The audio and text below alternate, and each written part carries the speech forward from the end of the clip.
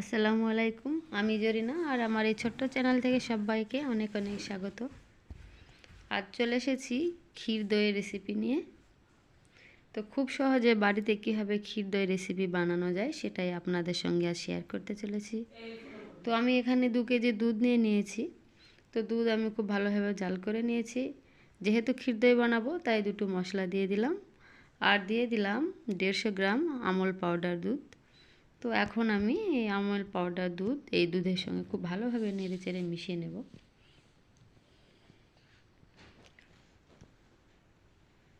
Amul powder দুধ দিলে স্বাদের পরিমাণ দ্বিগুণ বেড়ে যায়, এর আগেও বলেছি, আর দুধ খুব তাড়াতাড়ি ঘন হয়ে যায়। আর এখন আমি দিয়ে দিলাম 75 গ্রাম মিছরি। তো আপনারা চাইলে চিনি দিতে পারেন বা খেজুর গুড় ঘরে থাকলেও দিতে পারেন। তো আমার কাছে মিছরি ছিল তাই আমি মিছরি দিয়ে দিলাম। আর যারা একটু মিষ্টি বেশি পছন্দ করেন তারা একটু পরিমাণ বাড়িয়ে দিতে পারেন। তো দুধ খুব ভালোভাবে জাল করে নিয়ে দেখতে পাচ্ছেন আমি দুধের পরিমাণ কমিয়ে নিয়েছি। তো দুধ অনেকক্ষণ নেড়ে চেড়ে আমি ঠান্ডা করে নিয়েছিলাম।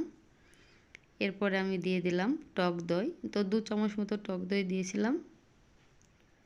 এবার আমি কাচের বাটি নিয়ে নিয়েছি অনেকগুলো। তো আমি একে একে বাটি ভর্তি করছি।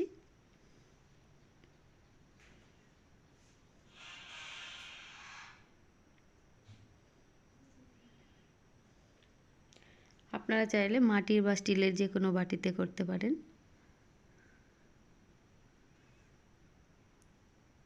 এখানে আমি 8খানা বাটি নিয়ে নিয়েছিলাম।